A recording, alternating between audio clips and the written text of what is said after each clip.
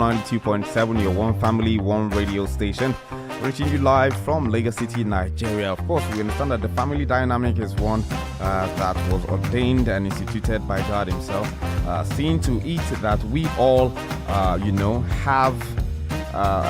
seeing to it that we all have a balanced conversation, a balanced way of life, that our families are properly represented, our families are properly appreciated, and that we do not fall short on certain demands that will come on the family plane. Now, this conversation today is one that eventually trickles down. It trickles down into everything else, and the fact that I said it trickles down into everything else is something that I have seen happen in a very, very interesting way in many relationships, in many relationships. Now, let me start with this. I know a family somewhere. Where it was weird for me growing up, because these individuals, I used to see them so much as a child.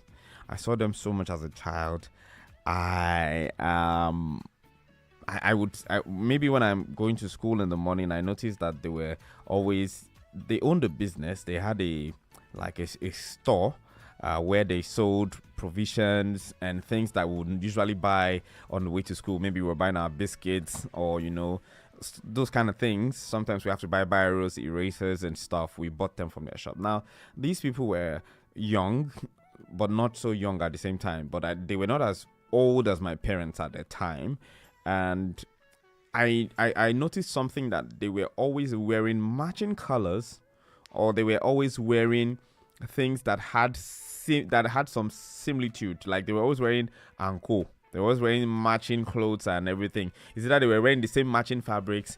Like if your husband was wearing a particular print of Ankara, the wife would do the same thing. Or if the wife was wearing a particular print of Ankara or whatever material, they were always wearing the same thing and they dressed the same way. And when I noticed, what I noticed that also got to me at some point, because I was really very young, I noticed that when they were maybe taking a walk or something later in the evening, or maybe during the day, maybe their kids were back from school, they would hold hands. They would always hold hands. And interestingly, I didn't see them for about 20 years or even more at some point. But in 2019 or 20, I saw them somewhere in Lagos. And funny enough, seeing them 20 years later, I saw that these two individuals who had now sort of become they become clergymen. The man was now a pastor, and his wife was, maybe, of course, also maybe a preacher. But then I met them somewhere recently, and one thing that stood out to me about their union was that they were still both wearing the same things. They were wearing the same outfits, they were wearing matching outfits. The lady was wearing a dress that was made from a particular fabric, and then the man was wearing the shirt that was made from that same fabric. She was wearing a dress, he was wearing a suit, but then the shirt of the suit had the same print the lady's dress had. And in my mind, I'm like, wow, that is consistency. That is consistency. Now, I've not lived in their marriage with them. I haven't been, in the midst of their arguments or whatsoever. In fact, I saw them with two of their kids who were really very young, as at the time I was young as well. But they had grown up at this time. But then, I greeted the entire family. Like, oh wow, because I recognized them. They didn't recognize me. Of course, I was a child. But then I was like, oh, is that you? And I was like, yes, I remember you, son. I remember you, man. We had a great conversation. And they were like, oh, thanks for coming around. Thanks for coming to church. Did you enjoy the service? Now, long story short, these people had consistently put on matching clothes, held hands, and funny enough, they were holding hands. When I saw them, they were actually holding hands, and I was like, this couple, they stood out in the crowd because we were all leaving church, and I was like, this couple, they hold their hands, and I just looked and it was like, wow, same Mr. and Mrs. from way back. Me and my siblings used to, have a little bit of a joke around them about the fact that they were so into each other and everything. But the truth is, one thing that seen them in 2019 proved to me was that these people were invested in being that consistent about their nature, about their marriage, about their union. And long-term marriages and how they could sometimes get very, very interesting. They could start to get boring, or like some people will start to see less and less of reasons to want to be intimate, want to be conversational. And it's almost like, oh, we just live together, we're just raising kids together, and there's not a lot of excitement. But I feel like it is possible for you, as one half of a couple, or a married couple, or people in a long-term relationship. It is possible to keep reigniting the love and the fire. And that's why today's conversation will be sharing very simple ways, or very, very deliberate ways, to make sure that you're reigniting this conversation of love every single time. To see to it that every time you are in your relationship, every time you are in a particular sphere, you're not just okay, yeah, as far as we're not divorced, we can just keep talking about the fact that, oh, we've been together for 20 years, we've been together for 30 years. If I could ever meet this couple again, I probably would want to sit down with them and ask them, like, I know you guys have been married for the longest time, and maybe I would confront them about the fact that, was it like you guys always planned your outfits? Did you guys always go to the market planning to wear the same things, and to make sure that whatever it is the wife owned, the husband had a version of it that could match? And when it was not the same fabric or the same style, it would be something that had to do with, oh, if she's wearing the color yellow, you'll see a touch of yellow, or very prominent yellow on what the man is wearing. It was something that I noticed as a child, and seeing them 20 years after was just like, wow, mind blowing. These people were consistent. They were not going to take the barest minimum for an answer. They were always going to go all out and represent each other that way. Now, for those of us who are tuning in and are wondering what this is about, this is Family Matters 92.7 Super FM. My name is OSYB, and we're talking reigniting love in a long-term marriage. And of course, this is something that it takes intentional effort. It takes like an extra intentional effort. Now, I went with something as basic and as simple and as straightforward as these two people wore the same thing. Because that's something that I felt people could relate to. That whole, for some people, the moment they get married, they do that for a few months and then they get tired. But these people, I can say that every single day I saw them growing up, and I lived in the same neighborhood with them for about 10 years or thereabouts, 6 to 10 years. And the truth is, at some point they moved out, but in those 6 to 10 years, I can vouch for the fact that every single day there was always, oh, the man was wearing a touch of something the wife was wearing, or they were wearing the same fabrics or something. And seeing them almost 20 years later in 2019, or over 20 years later, I can't say how long. It's been a long time. The math is out of place. But then seeing them in 2019 and noticing that they still had those same traits. The man was wearing the shirt that was made from the woman, what the dressed woman was wearing, and they were still holding hands and being that deliberate. It is something that I think we must emulate. I'm not talking about the way they dress up, but it is the fact that we must consciously do what it takes to reignite and reinstate our love. One thing that makes love grow cold sometimes is the fact that we do not express it. We talked a while back about men and how rigid they can be. In fact, we did an opinion poll on radio, and we were talking to a few men, and we said, how many times have you heard "I love you" from your father? And they were like, that one I've never heard it. And someone said he heard it once from his dad, and that it was because he had an accident and something happened, and that felt very good for him. And I was like, is it because I want to pass on right now that this person is expressing this much love? Regardless of where we are and what we're doing, I think we must learn to communicate and have a willingness to reconnect on deeper levels. And so before I go on a break, I want to list a few things that we must look out for, to say we will do these things to make sure that the bond of our marriage or our love doesn't just break or fade away. Now, communicate openly. Share your feelings and desires with your partner in a non-judgmental way. Discuss what you both value about your relationship and where you feel disconnected. I think this is something that should be like a quarterly review. If we're doing quarter reviews of if at your office space you're reviewing communication, HR is asking for us to do trainings on communication, on human processes and everything in a workspace. I think it is necessary that we do that same level of audit in our families. Discuss what we both feel.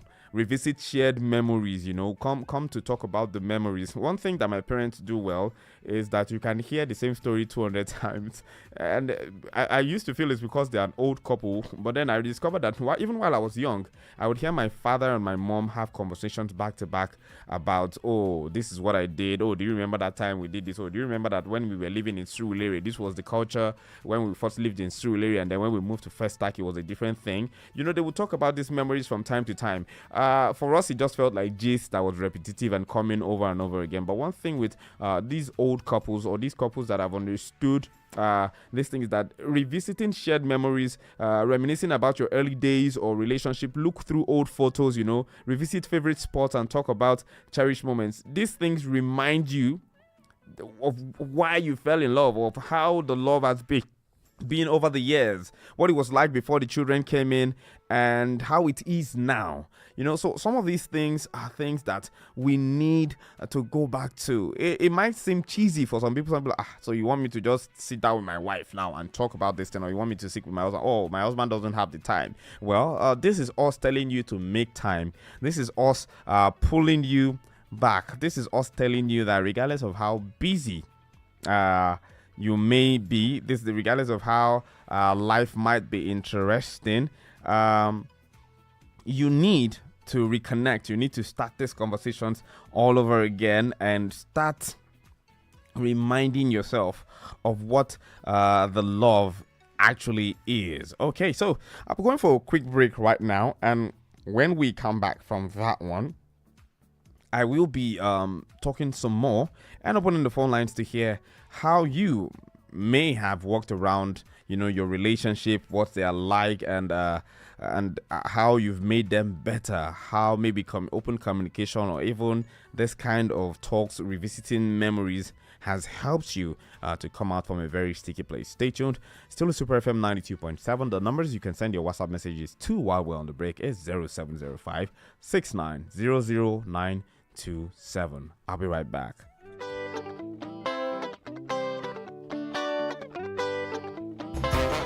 Baby, I beg you, yeah.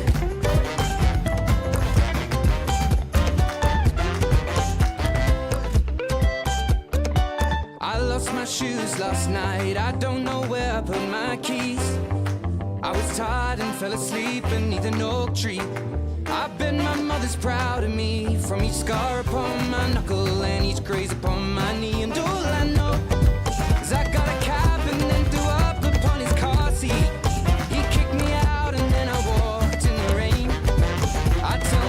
In every way, I won't be doing this again, and tomorrow's a brand new day. Someone told me, always say what's on your mind, and I am only being honest with you. I get lonely and make mistakes from time to time. Say no main call, yeah.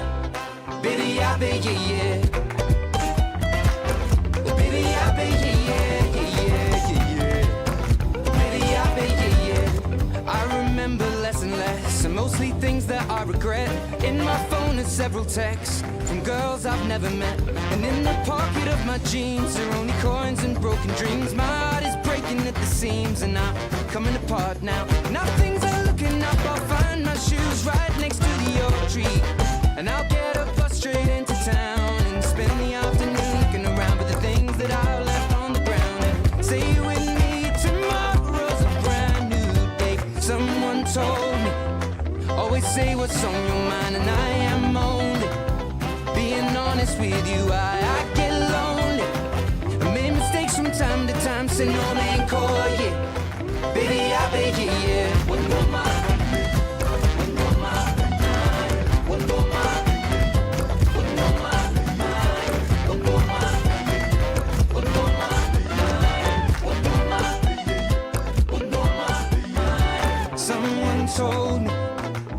say what's on your mind, and I am only being honest with you. I get lonely and make mistakes from time to time. Say no main call, yeah. Baby, I bet, yeah, yeah. Baby, I bet, yeah, yeah, yeah, yeah, yeah. Baby, I bet, yeah, yeah. One more night. Baby, I bet, yeah, yeah, yeah, yeah, yeah. Baby, I bet, yeah, yeah.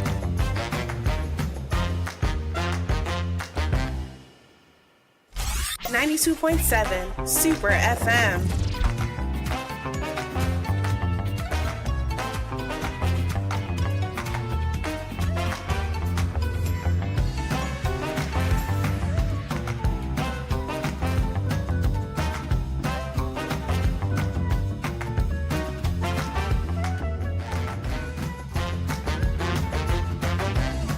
Okay, welcome back. Still Super FM 92.7, your one family, one radio station. Time check in the studio is exactly 21 minutes gone past 9. At 10 a.m., I beg your pardon. Of course, at 10:30 a.m., we'll be getting to the business connection.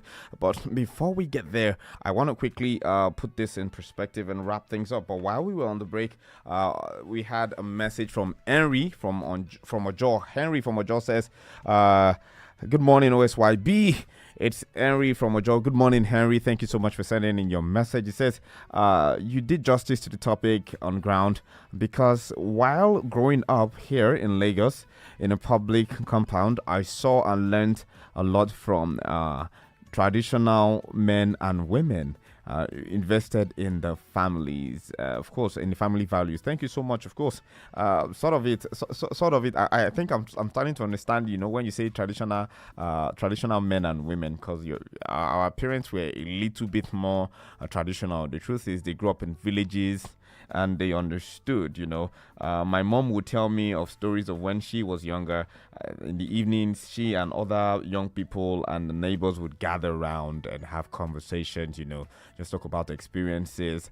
And then there was the radio sets that when radio became a thing when she was younger, they would all gather around it and listen to the news, listen to songs sometimes, and listen to conversations that just taught morals and the likes. And so, yeah, that sort of invested in this culture of, you know, reconnecting, having conversations, community. As a matter of fact, community is a very important part of human life. We need to commune together. And, you know, why live your life like a stranger with your spouse? If you said forever, and I do, you know, I see a lot of things that people are like, oh yeah, me and my wife don't talk much. We know to they talk. Like once we they talk.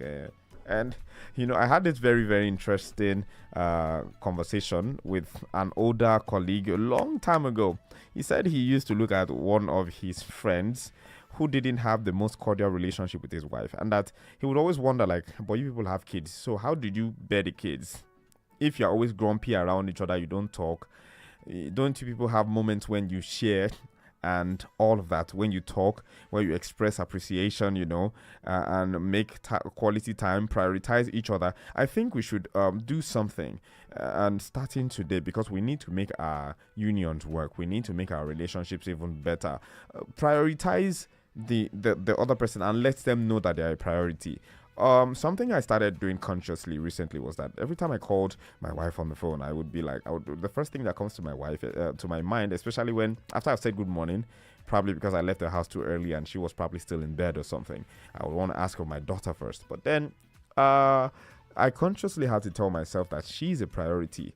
If there was no wife in the picture, there wouldn't be a daughter. So rather than just go off the boat and say, oh, hi, what's up? Yeah, good morning. How was your night? Yeah, I left really early, and you know, you're sounding like you're a customer service agent.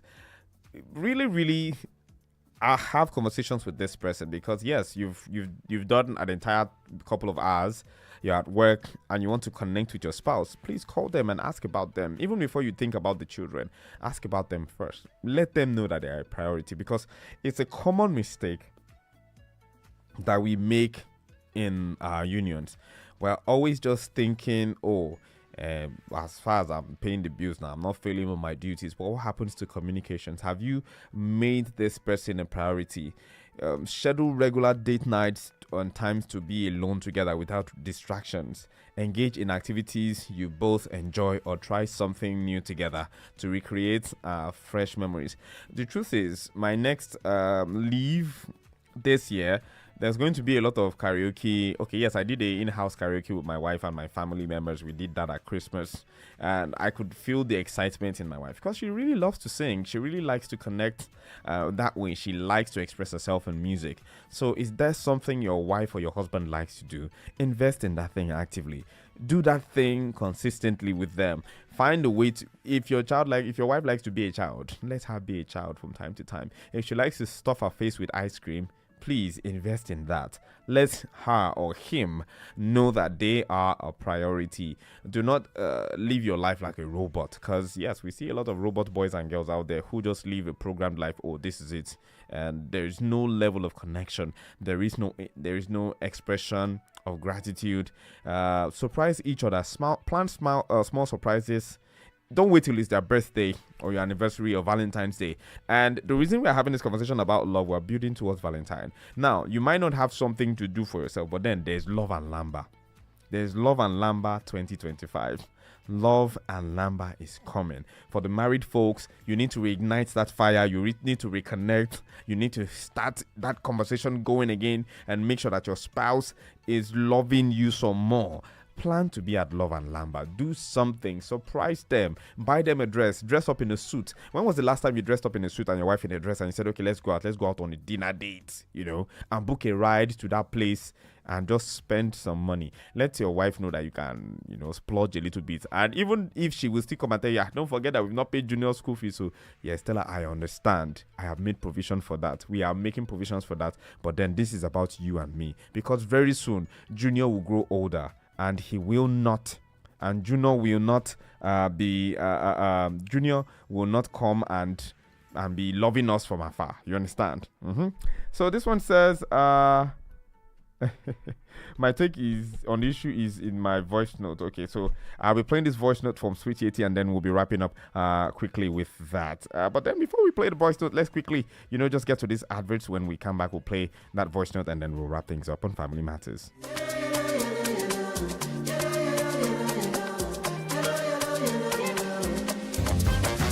As the years they go, we dey work for